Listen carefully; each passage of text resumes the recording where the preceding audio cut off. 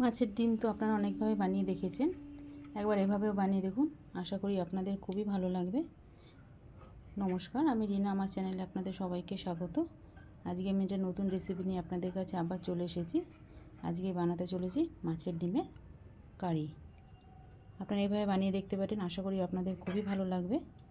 তাহলে ঝটপট বানিয়ে নিই মাছের ডিমের কারি।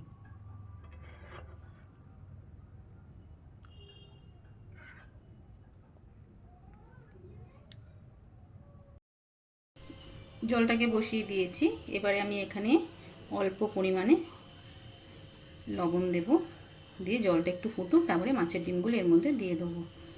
মাছের ডিমগুলো দিয়ে দিলে মাছের ডিমের মধ্যে একটা আঁশটা গন্ধ থাকে, সেই গন্ধটা কেটে যায়।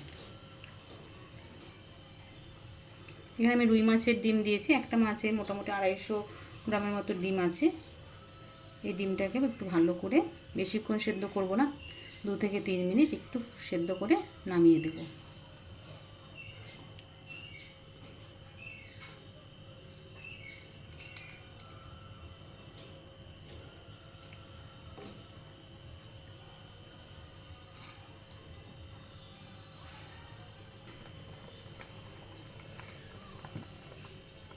এটা সেদ্ধ হয়ে গেছে, পুরোপুরি সেদ্ধ করব না। এবারে আমি ঢেকে 2-3 মিনিট রেখে ডিমটাকে নামিয়ে দেবো।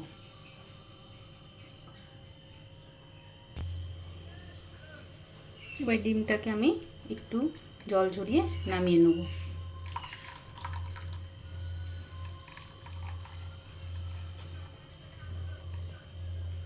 এভাবে চেপে চেপে একটু জলটা ঝরিয়ে নেব।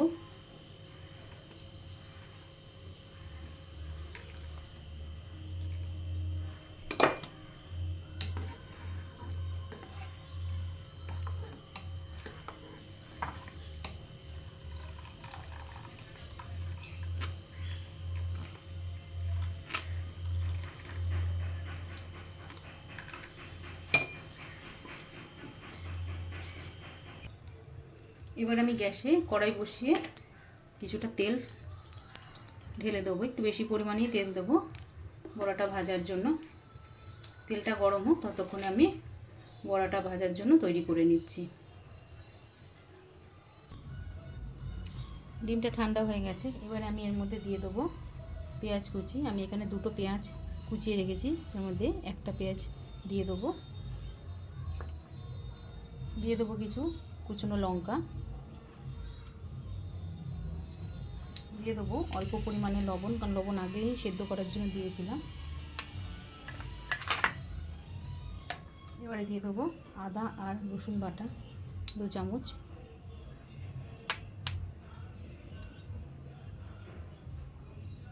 এবারে অল্প হলুদ,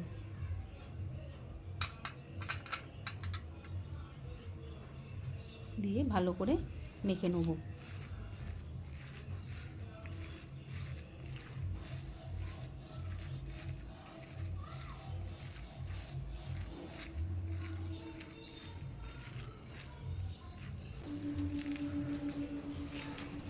খুব নরম করে মাখবো না, যাতে বড়াটা করার সময় ভেঙে না যায়, ঠিক এরকমভাবেই মাখতে হবে। খুব নরমও না আর খুব শক্তও না। এবারে বড়াটা ভেজে নেব।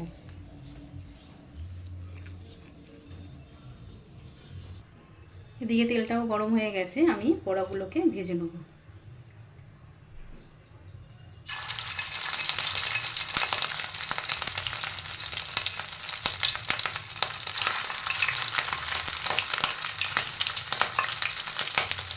মাছের ডিমটা একটু ফাটবে, একটু সাবধানে বড়াগুলো ভাজতে হবে।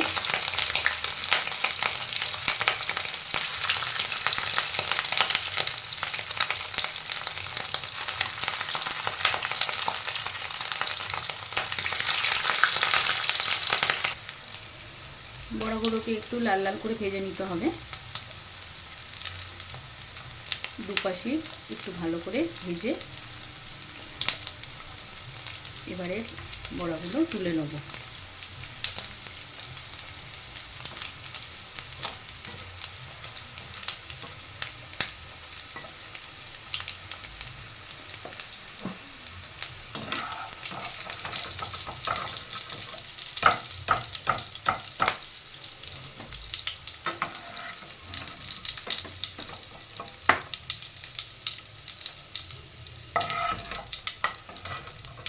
এইভাবে বাকি বড়াগুলো ভেজে নিতে হবে।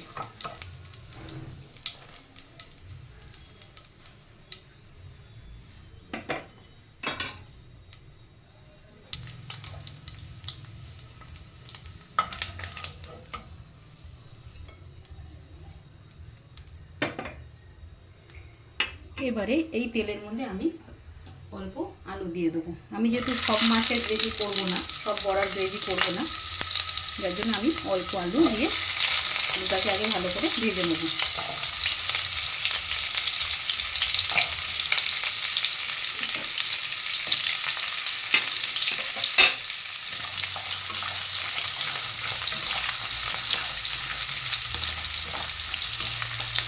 আলুটাকে একটু লাল করে ভেজে নেব।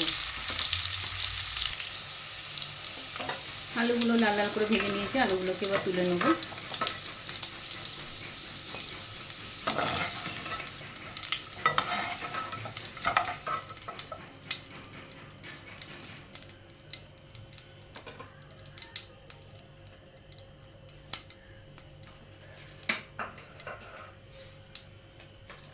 এবারে ফোড়নের জন্য আমি দিয়ে দেবো 2টো শুকনো লঙ্কা,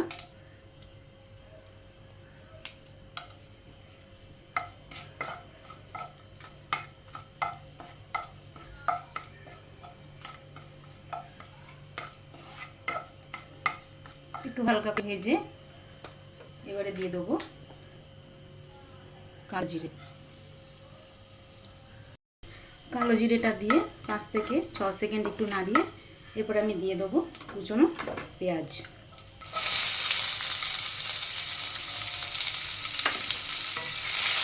পেঁয়াজটাকে একটু ভালো করে ভেজে নেব।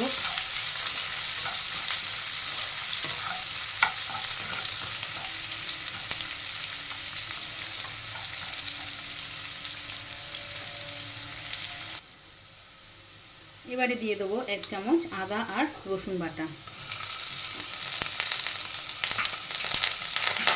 দিয়ে ভালো করে একটু কষিয়ে নেব।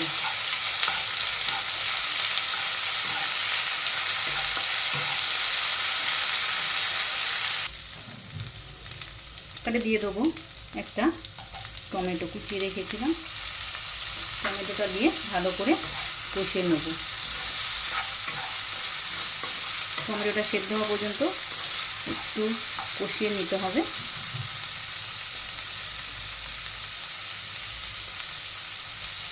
টমেটোটা যাতে সেদ্ধ হয়ে যায় অল্প পরিমাণে এর মধ্যে লবণ দিয়ে দিলাম।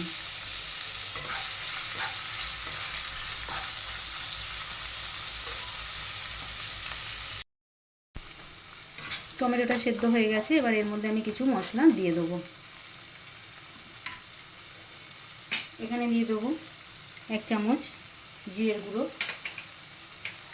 ধনের গুঁড়ো 1 চামচ, কুচনো কাঁচা লঙ্কা, কাশ্মীরি লঙ্কার গুঁড়ো 1 চামচ,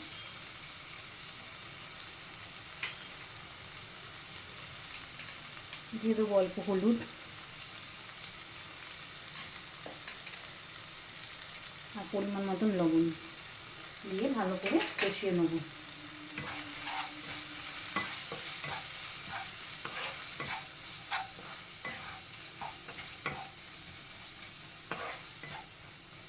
যে আলুটা ভেজে রেখেছি সেই আলুটাকে দিয়ে মশলাগুলো ভেজে নেব।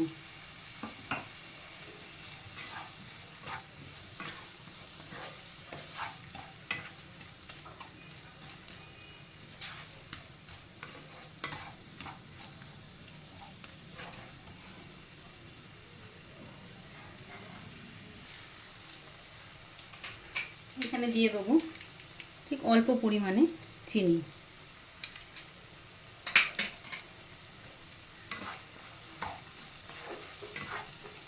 মশলা দিয়ে তেল বেরিয়ে গেছে,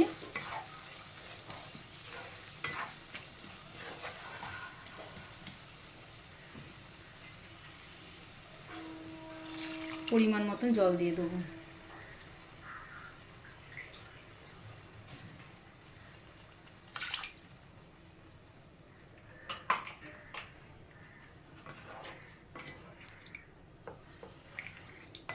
এবার আলুটা সেদ্ধ হয়ে গেলে আমি বড়াগুলো এর মধ্যে ঢেলে দেবো।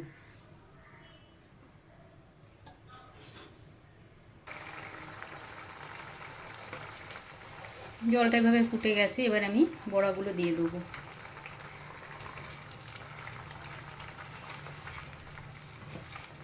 বড়াগুলো দেওয়ার পরে 3 থেকে 4 মিনিট আমি একটু কুক করে নেব।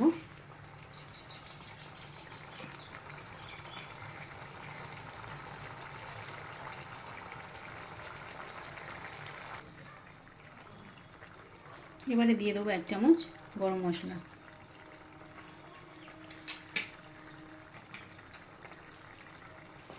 হালকা করে নাড়িয়ে